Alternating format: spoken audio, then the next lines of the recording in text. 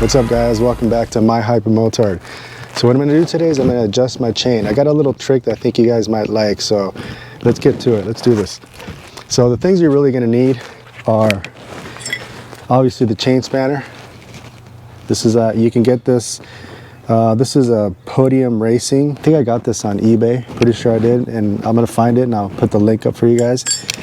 And then it's a 14mm socket and also the torque wrench. And then I've got a little thing here that I'll show you guys what I'm going to do. It's actually comes in super handy. It makes it really a quick thing to do. So but before I get to this, the importance of tightening your chain, it's super important to take care of that tension. Of course, not to have it too tight. If it's too tight, you're going to really round the sprocket teeth, and it's going to ruin the chain. It's going to stretch out the chain, and the chain can actually break. You know, I've heard stories where the chain actually breaks, it whips around, and if you're lucky, it doesn't hit you. But luckily, that's for a tight chain. But for a loose chain, it easily comes off of the sprocket, and it's a world of disaster. And I learned my lesson. I was about probably 10 years old, riding with a friend of mine on our 10 speeds. You know, back in those days, you didn't wear helmets. Here I am with a tank top and shorts, and we're going down this hill trying to race to his house.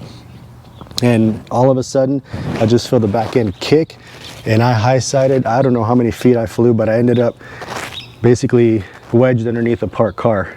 I didn't get really, I got major road rash. I didn't really get, luckily I didn't get more than that, but I learned my lesson. I didn't get major damage, you know, with no helmet, things like that. Back in those days, people didn't ride with helmets on motorcycles, so let alone on bikes, you know. So yeah, so I learned my lesson. So what happened was the chain actually, you know, I never checked it. I was a kid, 10 years old. The chain actually came off of the sprocket, got wedged, locked the back wheel off, and just threw me off. That was a bloody mess, but I ended up carrying my bike to my friend's house, which is actually right around the corner, and his dad actually with a hammer had to hammer the chain off because it was so wedged in there. And that's something that, you know, you're going at about probably 20-25 miles an hour, and then now on a bike like this, or any bike really, you know, you start going, you know, 50, 60, 70, 80, 90 miles an hour.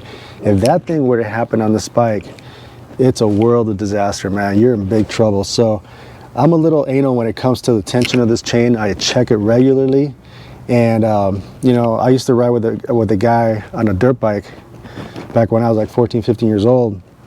His idea of checking the chain was doing this. Oh, you know, the foot test. Oh, it's okay. I'm like, are you serious, dude? What do you mean it's okay? Do you even know what, you know, how many, like what it's supposed to be, you know, factory setting and all that stuff? And most of these things have stickers right here, you know, so you know, you should actually check it, because it is very dangerous if you don't. So why don't we go ahead and do this? And you're going to see, you know, again, I've talked about how easy it is to do it on these Ducatis because of the single-sided swing arm. So let's go ahead and focus over here. You have these two pinch bolts here. Of course, you don't want to take them off completely, but you just want to loosen them.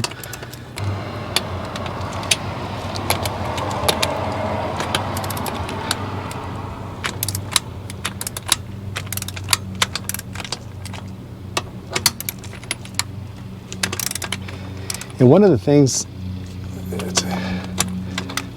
about when you do this, make sure that the back tire is on the ground.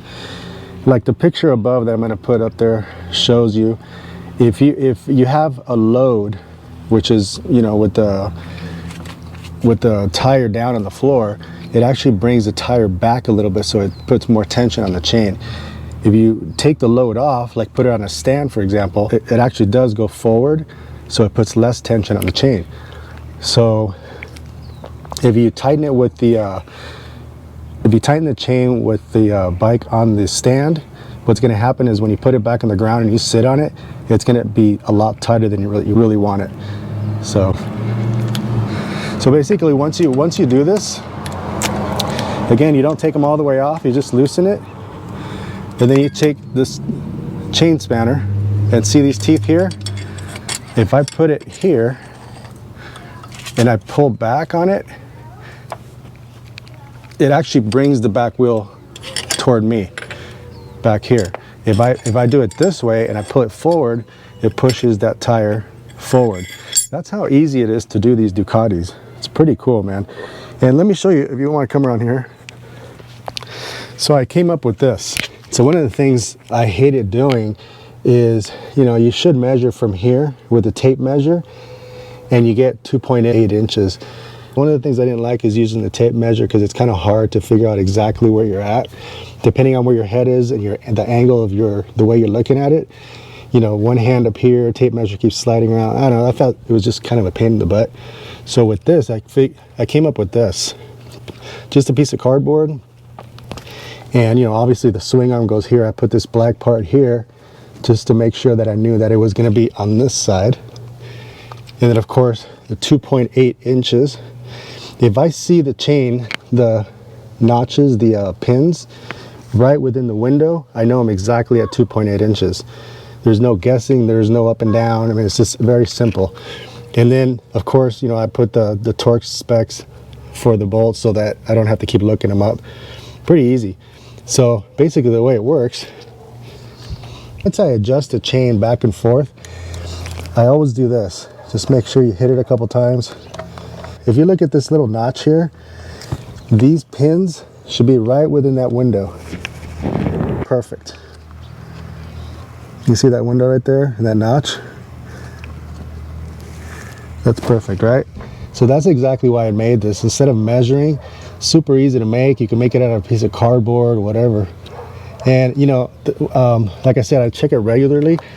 And one of the things I like to do, you know, is just, you know, sometimes after I ride, I'll do this. I'll oil the chain. I go like this. Look real quick. Bam, it's there. No tape measure, no fumbling with that. So that's how easy it is to basically adjust the chain on this bike. I love it. I'm glad Ducati came out with a single-sided swing arm. But it is important, guys, that you check this. I know there's a lot of videos out there, but little tricks like this, hopefully you guys like that. So the last thing to do really is just you know, tighten the torque.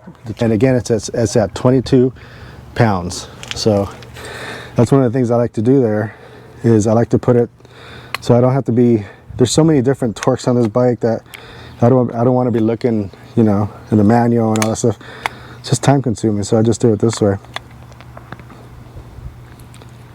Let's go ahead and torque this guy down. And when you tighten these screws, make sure that you tighten, you don't tighten one all the way down. Make sure you do them, keep going across to the other side. And because that way that you make sure that they're even. I just keep doing that until finally I hit the torque, you know, the 22 pounds.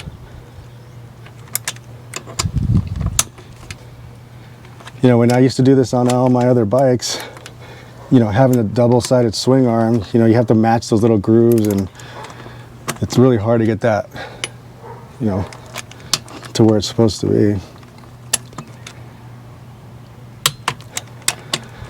Okay, so right now, I'm pretty much hitting the torque. You see it? On both sides. And it was perfectly even on both sides, so that's it. That's it. That's all you have to do to tighten this chain, to make sure, you know, you do this, you're gonna have a chain for years. You know, of course, you know, keep it clean and lubricated, and it should be good to go. So, of course, you know, one of the things that's real important about chains is to make sure you keep them clean and lubricated. And if you go back to one of my videos, you know, I have that video where, you know, I clean this probably, you know, I've gotten, off that video, I've gotten a lot of questions, people asking me how often do I clean my chain. It's kind of hard to say, you know, it really depends on the weather, depends on where I ride and time of year. It depends on a lot of different things, really. If I go on a dusty road or something like that. So I can't really say, I just kind of eyeball it. And, you know, if it looks like it's time to clean it, I just clean it. So, you know, last time I cleaned this, I just cleaned it. And last time I cleaned this chain was probably like 3 months ago, probably. So mostly highway riding, you know, it doesn't really get that dirty. Plus I oil it like every other time I go out. So, but yeah, I mean, you got to keep it clean, man. That's what's going to keep this thing from breaking and the seals to last a long time. So anyway, hopefully you guys, I hope this thing helps. I mean, if you want to take a close-up look at it, you know, you can come up with your own idea.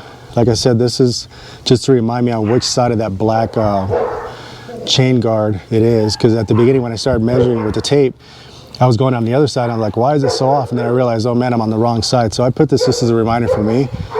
Obviously swing arm to say it's up, and that little notch is awesome. You just got to look through it and know those teeth are there. You're good to go. So I hope this helps. If you guys like it, comment down below. Let me know if this is a good idea.